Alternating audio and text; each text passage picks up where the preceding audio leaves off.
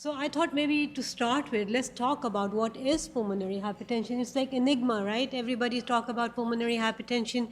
You get an echo, you get an RV systolic pressure of, take a pick, RV strain, RV systolic pressure, PA systolic pressure, RV enlargement, and a pressure of around, I don't know, 35, 40, 45. What do you make of it? And that's becoming more and more relevant for our clinical practice. It seems like everybody is being diagnosed with pulmonary hypertension nowadays, doesn't it? And everybody gets put on these medicines, and now we have to figure out why and what we need to do from now on. So it's characterized by pulmonary vascular remodeling, and I'll show you a picture. It has high mortality. That's why we are worried about these patients. We want to get them better. The definition is given here. Anybody with a mean pulmonary artery pressure of more than 25 measured by a right heart cath. So that's the definition, okay? A right heart cath is required. And this is all this group. I'm not going to make you remember all this, and even I have to look at it sometimes. So the group 1 is what all these medicines are for. The one that we talk about, you know, the Flolan, the Remodulin, the Revasio, all these are for group 1 pulmonary hypertension. And the group 2 pulmonary hypertension is because of left heart disease. So everything in the body is connected, right? Right? What you see in the right side, you see on the left side, and vice versa. So if you have high pressure on the left side, you'll see high pressure on the right side. So the driving force is not the right side, it's the left side. So you have to figure out in your mind what the problem is. And then it could be the lungs. You know, people smoke, they have lung issues, they have ILD. Like the previous speaker was talking about, IPF, ILD, emphysema can cause pulmonary hypertension too. And then you have all this, the chronic embolic pulmonary hypertension, and I'll show you some pictures of it, chronic thromboembolic pulmonary hypertension. That causes PH also. And there's one drug approved for this. Do you know, any of you know which one? Edempus, Riociguat? Yeah, that's the new FDA approved, the only drug approved for chronic thromboembolic PH. And then there's a bag of whatever we can't fit on these things we put here. The most relevant is sickle cell and your sarcoidosis in this group. So again, it's a definition. And if you have the PA pressure elevation and the left side is normal, then you have pulmonary arterial hypertension or your group 1 PAH. But if your left side is not normal and your wedge pressure or LVEDP is elevated, then that's your left side driving the problem, and that's the main distinction that we have to make in our clinical practice. It's a bad disease. It's being diagnosed more and more now, and we are patting ourselves on the back that we are doing a good job, but I don't think so. You know, in 1980s, 1990s, they came up with a registry where the median survival was, you have to give me a number, you know. 1 year, 2 years, 3 years, 4 years, 5 years, 6 years. 5. 3. 1, 2. All right, it's 3 years. So without any treatment, meaning without any, they were only on oxygen, Coumadin, diuretics, the median survival was 2.8 years. Here comes 2015. We are so happy. We have all these drugs available to treat pulmonary hypertension, and the median survival right now is more than 3. I'll give you a hint. 5. 7 years, perfect. That's the median survival now, 7 years. So a patient comes to you and you tell them, oh, you have pulmonary arterial hypertension. We have good news. We have all these drugs available to treat you. The bad news, you're only going to live 7 years. It's even worse than cancer, you know? So that's why we need to diagnose these patients early. And this is, again, just a condensed view. Idiopathic is when we don't know what's causing it, when it runs in the family, it's heritable. When patients use drugs and toxins, it's drug and toxin induced. And the most relevant drug right now, apparently in Houston also is, yeah, meth. Yeah, they're using meth. Apparently there's a video on YouTube and you can make meth in your garage apparently. Literally, I'm not joking. And then, of course, associated. And their symptoms are vague. Everybody gets a little bit of shortness of breath. And look at this. This is what these patients have in their lungs. These are the classic plexiform lesion. This is a lumen, but where is the lumen? This is a vessel with a lumen. There is no lumen. This is hypertrophy. The whole vessel lumen is obliterated, and these are these little venules almost, and you think that they're leading to something, but they're not. And when this is a progressive disease, and as these patients have more and more of these plexiform lesions, they get more and more short of breath. So to the point where they cannot breathe at rest. And then, so this is a diagnostic workup that we need to do on everybody. And just a reminder for you, we have to rule out all these conditions. And then we have to do a right heart cath to confirm it. Because if I'm going to give this diagnosis and tell the patient, you have only this much to live, I need to be 100% sure. And how can I be 100% sure? By doing a complete workup and doing a right heart cath. Of course, this is a laundry. This is like 14 drugs that we have now available to treat pulmonary hypertension. And the only one for chronic thromboembolic is riociguat. All right, so I thought maybe it would be interesting to go through cases, right, rather than... So the first case is a 25-year-old female, no significant past medical history, some family history of hypertension, hyperlipidemia, did not smoke, no drugs, anorexogen-associated pulmonary hypertension. So we asked her, did you take any drugs to help you lose weight? She said no. She's been short of breath just after her delivering her child, and that was thought to be peripartum cardiomyopathy, although her EF was normal. Echo showed an ASD, bidirectional flow, and preserved LV. And this is her echo. Imaging, right? This is an imaging conference, right? Right? Yeah? I came to the right place? Okay. Just making sure. So this is where the probe is. Closest to the probe is your LV, and this is the RV. Usually LV is the predominant muscular side, the pumping side, but you can see that the RV is big, and the RA is big, and the LV and the LA is very small, and there's no Doppler here, but there is an ASD here. So just, even somebody didn't give you any pressure, you look at this and you say, okay, RV is bigger than LV, there is something going on here, we need to do this. This is a chest x-ray. You know, the heart is big. I just do just a rough estimate. I just put my finger from I'll tell you, put my finger here and here, and then roughly estimate if this is more than half of the hemidiaphragm, and this looks like more. And then perihilar prominence, this is the enlarged pulmonary artery here, and then here.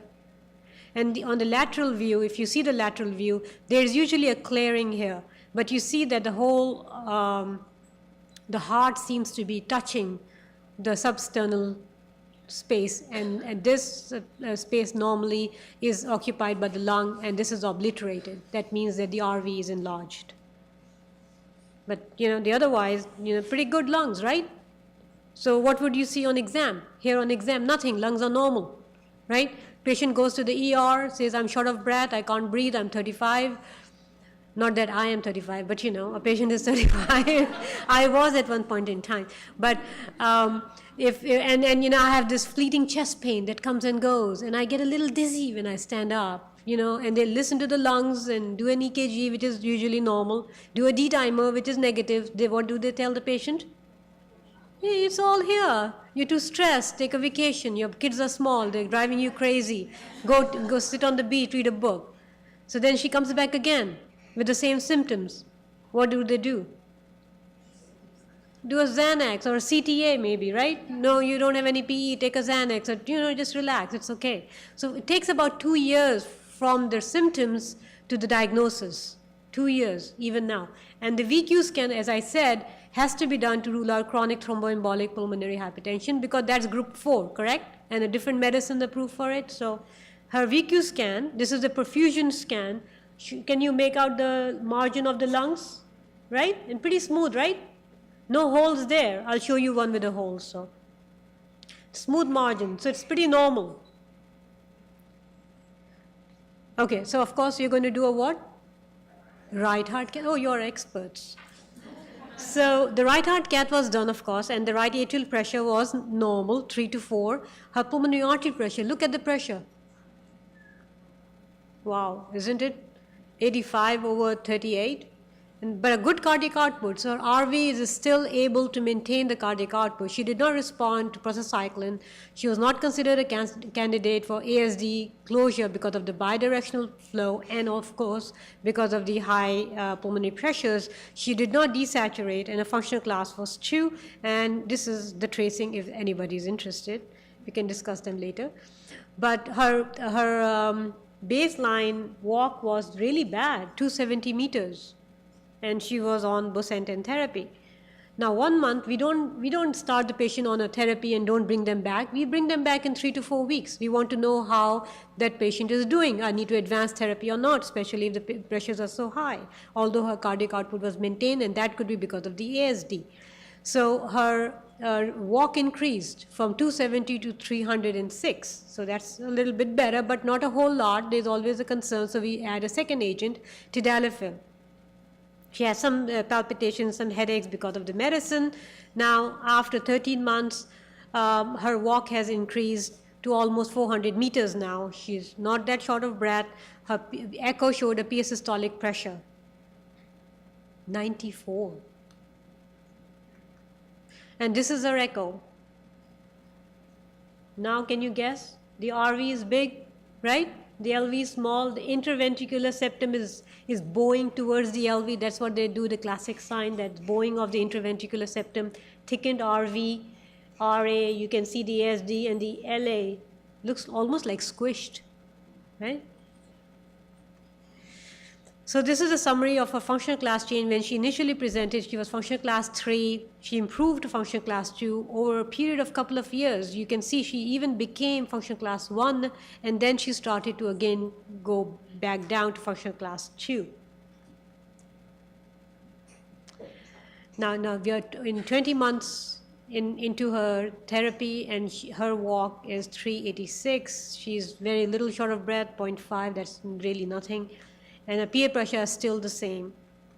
And this is, I just drew out this graph to show you that when she was started, she improved. We added 2 agents, she improved even better.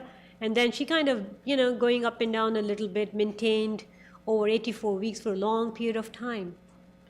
So with adequate therapy and aggressive therapy from the start, patient can be maintained.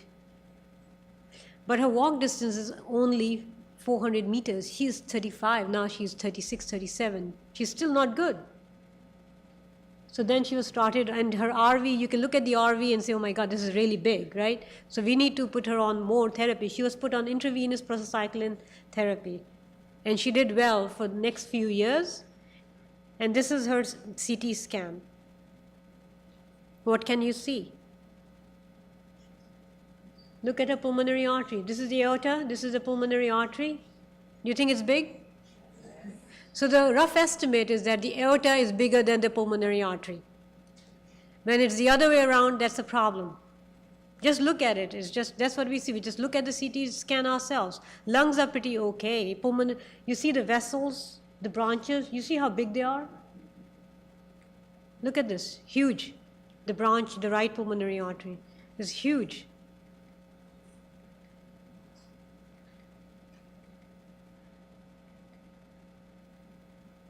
And this shows it better. Look at this. This is the RA, this is the RV, LV and LA are almost squished by the enlarged right side of the heart. I don't care what the echo tells me at this point in time. I'm worried about her. You don't see any pericardial effusion, right? The pericardium is pretty nicely there, and there's none. And then ultimately what happened the next few years' time, about, let's see, 7 years later, she underwent a lung transplant. And she has been doing well, actually. She's off of oxygen, off of all her pH medicines, bilateral lung transplant. So you have to recognize when to refer the patient for lung transplant also, not to hold on to them too long. But if the patient is not doing well, maxed out on therapy, then we need to refer them for lung transplant. All right. Next case. This is a case of chronic thromboembolic pulmonary hypertension. So this is, I just saw this guy not too long ago, within a month's time, 36-year-old guy, young guy, right? History of DVT and submassive PE. So he had lupus anticoagulant. His first DVT was in 2001, long time ago. So, and he was treated for warfarin. He's not sure for how long. He thinks a few months. I suspect about 6 months. And then he was taken off. And then he was fine. He's young, you know, teenager or late teens. He doesn't want to see any doctors. So he's lost to follow up. Then last year, he presented with hemoptysis to Bentab. He was diagnosed with pneumonia because there was an infiltrate. That's what it was done. No, nothing else was done. And then he had treated for pneumonia, let go. Came back again this year, earlier, and again with hemoptysis. Hemoptysis is a bad prognostic sign in patient with pulmonary hypertension. It means the vessels are really becoming engorged and really dilated, and the patient is saying, excuse me, can somebody help me? So hemoptysis is not a good sign in any patient, especially with pulmonary hypertension. At that time, they did a CTA and diagnosed with submassive PE, and he was discharged on warfarin. And then later, he was started on Riociguat, the Adempas, the one that's approved for chronic thromboembolic pulmonary hypertension.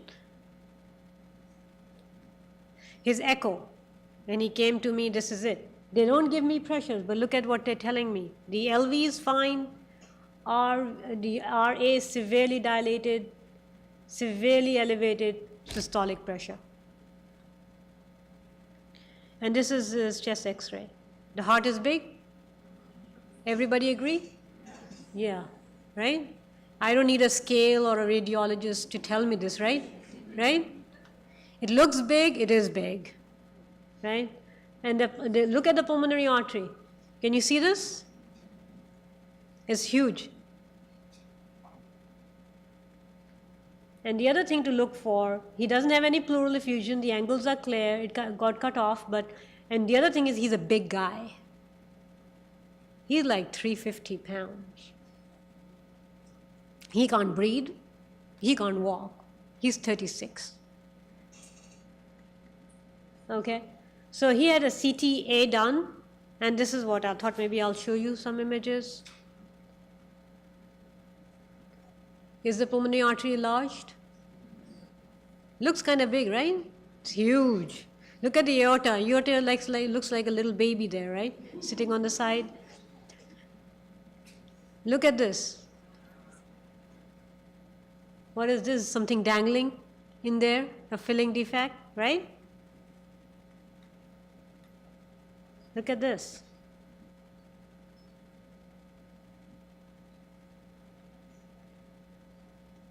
Look at this.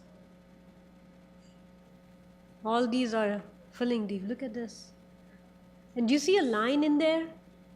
Right, like a line in there, like a web. So a clot should not be vertical. You know, if it's flowing with the flow, it should flow with the flow. It should not be like this. So that suggests to us whenever you see a line like this or a web or irregularity that doesn't make sense, doesn't follow gravity, that means that this patient may have chronic thromboembolic pulmonary hypertension. You see a line there too. And you see the RA and the RV. Looks big, right? And look at the, oh, I didn't mark that, but look at the LA. It's almost like squished.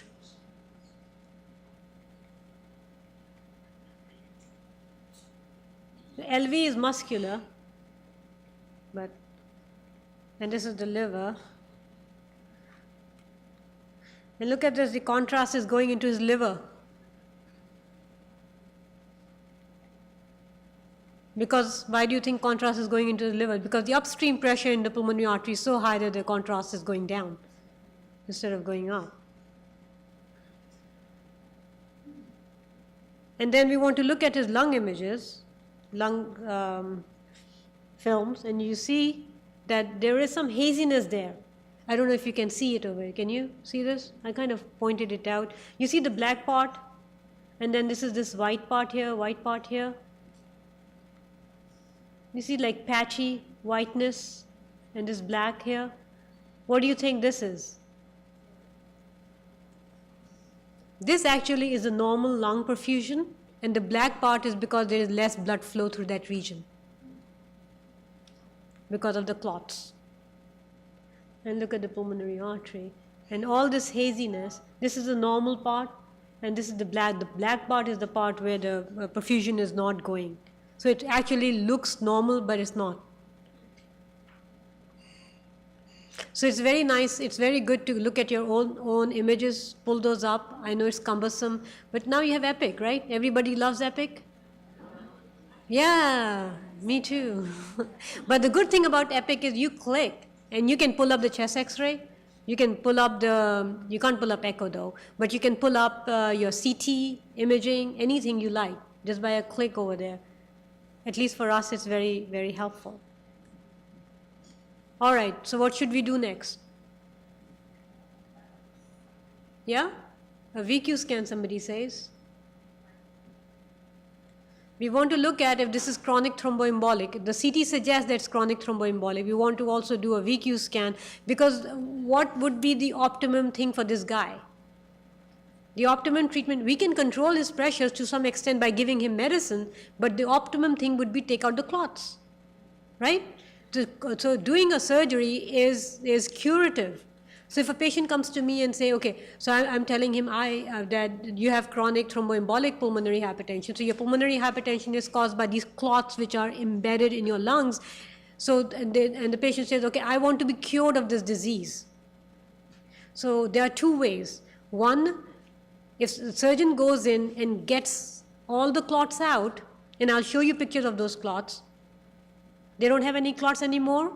They don't have pulmonary hypertension anymore. And as long as you can anticoagulate them lifelong, and they don't get future clots, you're fine.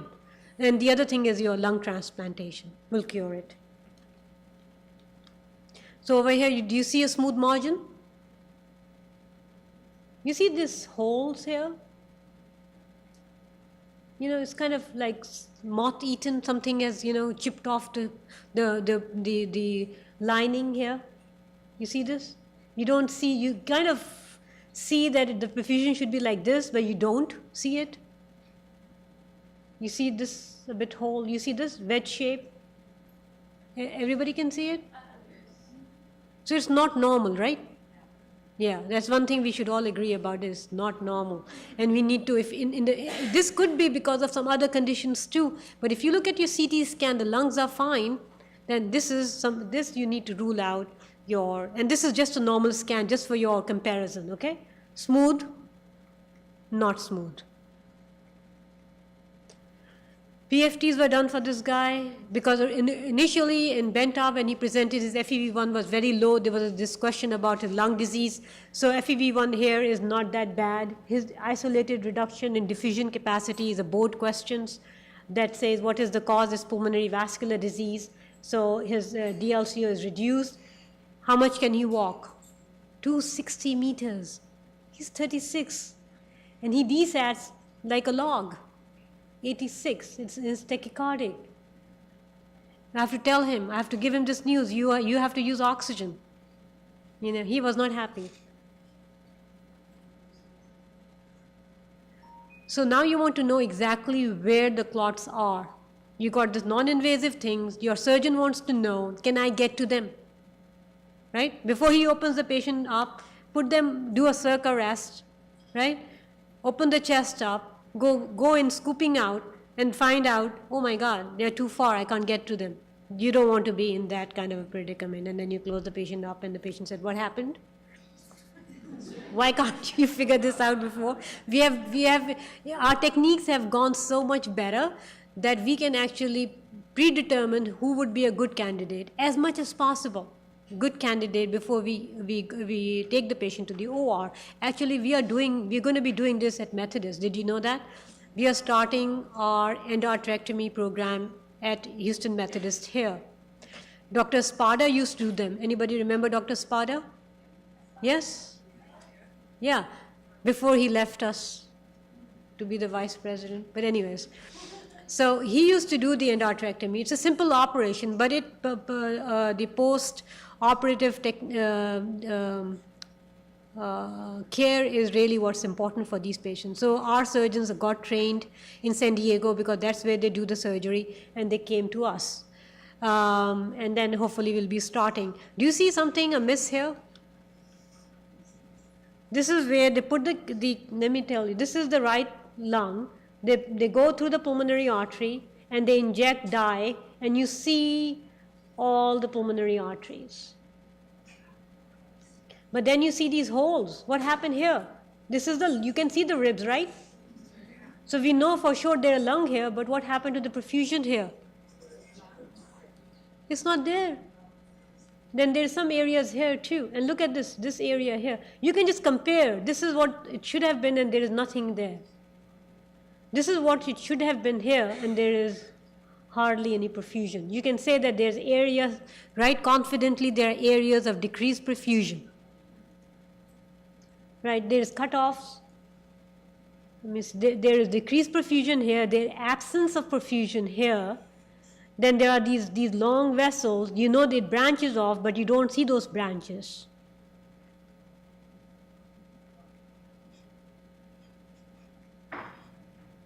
So we want to know how high are the pressures. And this is what the hemodynamics, somebody was saying, right, what about the hemodynamic, what about the PA pressures? Look at his PA pressures. His right atrial pressure is high. His RV pressure is high, pulmonary pressure is high. And I suspect his wedge pressure is high because his LV is so small, it's squished. Not because he has left heart disease, but because the LV is so because chest is only this big, right? You have your lungs and you have your heart. You know, it doesn't we don't go up like we have a little bit extra chest over here that goes out, you know. So if there is increased pressure on one side, the other side has to give. Thank God for that. And therefore, the wedge pressure is elevated, and if we treat him, his pressures will come down on the left side. His cardiac output is good, but look at his FIC cardiac output. It's very bad, and cardiac index is less than 2, which is a poor prognostic indicator. Look at his SVC sat, 49. What's a normal SVC sat? Anybody does ICU? More than 60, more than 70, more than 80? 80, more than 80, right? Hopefully we all have 95% oxygen saturation. Somebody put a thing, hopefully, right? So the PA sat or the SVC sat should be 80 at least. This is bad. So he has history of multiple DVDs, hemoptysis, submassive PE, started on anticoagulation. He's referred to us. Finally, somebody gets this into the brain, finally referred this patient. They called me and said, okay, can you see this patient? I said, yes, bring the patient next week. We are not going to wait too long for this patient because I don't know, he's already been at least a year in the system, you know, or 2 years. Right, so he has already been started on Riociguat or Adempas. But we know that this medicine is not going to be cure-all. This is not going to cure his pulmonary hypertension, his clots. We need to get the clots out.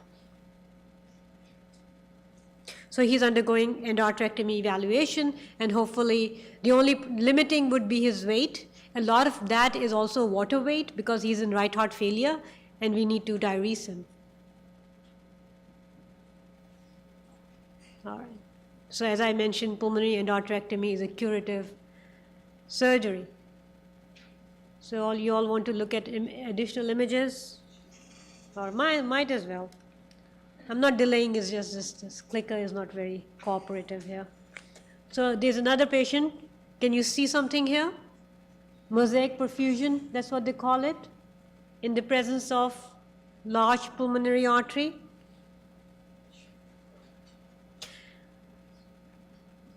This is another patient. You can see the large pulmonary artery, right? It's not very high quality, but you can see that there are some interstitial changes. So pulmonary hypertension can also be associated with connective tissue disease, as I mentioned. And so you need to make sure you do a CT scan of the chest to make sure there's no ILD, there's nothing else going on, and we are not blaming everything on that. You can see that the right side is pressures are elevated, it's enlarged, not as enlarged, but you can see that the RA is bigger than the LA, right? Pulmonary artery is big, the RV and RA is enlarged, and then there is mosaic perfusion. You can see that? This is white, this is kind of black. And what is this? Look at this. clot. The problem with this is that patients get treated with anticoagulation for 6 months or a year, and nobody follows them up. So if you look at all the acute PEs we get I don't know, thousands, 150,000 a year at least of acute PE. The follow-up is dismal for these patients. Nobody gets a follow-up. Very few get a follow-up CT scan to make sure that there is resolution of these clots, because they have a high incidence of becoming chronic clots, because they might have a clotting disorder, a settled emboli. This is organized. No amount of anticoagulation is going to get rid of that, right? No? Agreed? Thank God. Okay, and then you can see again clots, right? You can see this clot here. And this is another PA-gram, though it's not a very good PA-gram, but you can see that there is paucity of perfusion. The perfusion is not great. There's areas where there is no perfusion. This is no perfusion. You can see that there's a vessel with long vessel. There are branches here, but what about the branches on the other side? There's no branches on the other side. And look at this one. There is this narrowing. Do you see this narrowing at this point? So this is narrowing. And then do you see this cut off? It's almost like somebody cut it off, right? And there's again a narrowing, and there is some dilation here. So it's called post-stenotic dilation. So all these are signs of chronic thromboembolic pulmonary hypertension. And you see this, there's a big vessel. You would expect the branches to come out, but you see there's no branch coming out here. There's this dilation, there's narrowing here, there is post-stenotic dilation here, there's absence of a branch. You feel that there must be a branch here, but there's no branch here, there's cut off here. So all these signs are important. So it's important to look at these images. And there's another technique that people do if it's a proximal clot, and they can get to it, especially in Japan, because they don't have surgery over there as a cure. What they do is they go into the segmental vessels and they dilate with a balloon. So the problem is that we are not that good at it as of yet. People are going to Japan and learning this technique. They mastered this technique because they don't have anything else to offer for these patients. And usually it's good for proximal lesions, not for very distal lesions, because you can't get the balloon in the distal. And this is what it looks like when it comes out.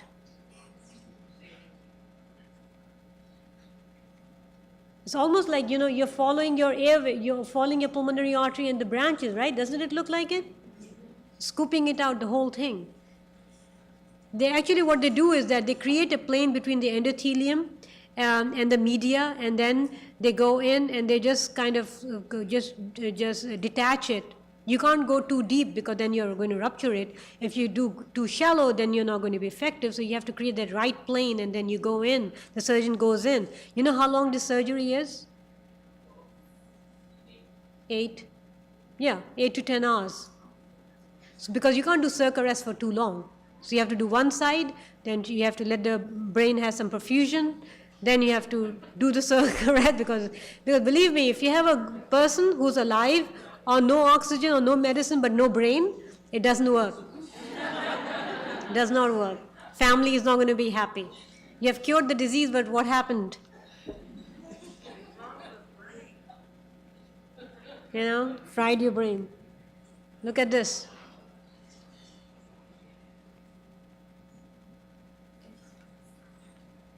So we know that from this that we need to do, we recognize this as a cause of a patient, pulmonary hypertension, a patient who need aggressive diagnosis, aggressive management. Referral to a PH center is very important for these patients in order to capture the subtle abnormalities and to provide them with a comprehensive care, and also to refer them so that they may be candidate for enrollment in a clinical trial. You might not know this announcement is going to go out that the Pulmonary Hypertension Care Center designation has been accredited to our center. So we are accredited PHCC. Thank you. We are the only one in Houston, thank God, right? And we are the only one who have done most of these clinical studies that have shown you all the drugs that has led to the approval. We are only 2 centers, one in Dallas and one is in Houston. And we also have all the clinical trials and options for these patients. And I would like to thank you all for your attention, and for feedback, that's the email.